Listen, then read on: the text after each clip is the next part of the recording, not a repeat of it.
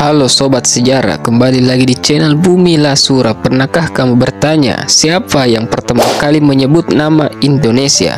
Apakah bangsa asing yang menemukan negeri ini, atau justru kita yang menemukan jati diri kita sendiri? Dalam video ini, kita akan menelusuri sejarah panjang tentang lahirnya nama Indonesia, asal-usul istilah Nusantara, hingga bagaimana identitas kebangsaan kita dibentuk oleh semangat pejuang para pendahulu. Video ini menggabungkan pendekatan sejarah, narasi, dan refleksi kebangsaan dalam satu alur cerita yang mendalam. Cocok untuk kamu yang mencintai sejarah dan ingin memahami makna Indonesia lebih dari sekedar nama. Bayangkan sejenak, kalau kamu hidup di abad ke-17, tidak ada nama Indonesia, tidak ada negara bernama Indonesia. Bahkan orang-orang yang tinggal di Pulau Sumatera, Jawa, Kalimantan, hingga Papua tidak pernah menyebut diri mereka sebagai satu bangsa. Tapi hari ini kita semua bangga menyebut satu kata, yaitu Indonesia. Lalu, siapa yang pertama kali menyebut kata itu? Apakah kita yang menemukannya, atau nama itu diberikan oleh orang asing? Istilah Indonesia pertama kali digunakan dalam konteks akademik oleh dua orang penulis asal Inggris, yaitu George dan James, pada tahun 1850. George menggunakan istilah Indonesians dan kemudian Logan menyempurnakannya menjadi Indonesia dalam jurnal ilmiah bertajuk The Journal of the Indian Archipelago and Eastern Asia. Tapi tunggu dulu, ini bukan penemuan dalam arti geografis, tapi lebih kepada istilah untuk menyebut kawasan. Nama ini muncul dari dua akar bahasa, yaitu Yunani yang berarti Indos, berarti Hindia, dan Nesos berarti pulau-pulau. Jauh sebelum itu ada satu istilah yang mengakar kuat di tanah ini, yaitu Nusantara.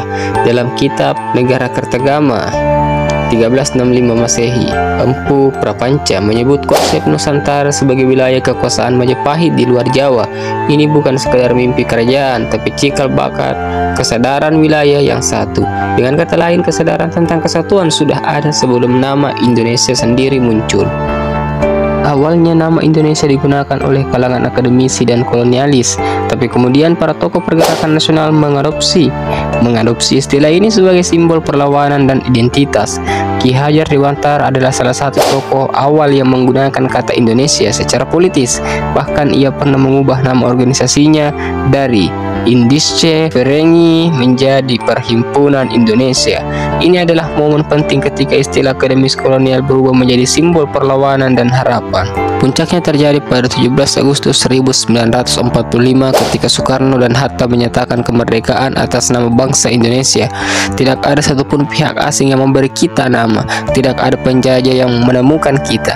Kita sendiri yang menemukan diri kita, kita yang memproklamasikan Indonesia sebagai identitas. Generasi muda, keragaman budaya, para pelajar, pembangunan desa dan kota. Hari ini Indonesia bukan lagi sekedar nama, ia adalah identitas, ia adalah pengorbanan, ia adalah kesatuan.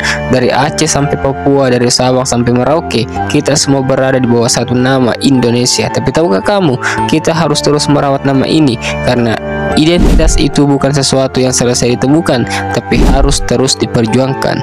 Jadi, siapa yang menemukan Indonesia? Kita yang menemukannya, kita yang menciptakan makna di balik nama itu, dan tugas kita hari ini adalah menjaga arti dan harga diri dari setiap kata Indonesia. Terima kasih sudah menonton sampai akhir. Kalau kamu merasa konten ini penting, bantu sebarkan, tulis di komentar apa arti Indonesia buat kamu.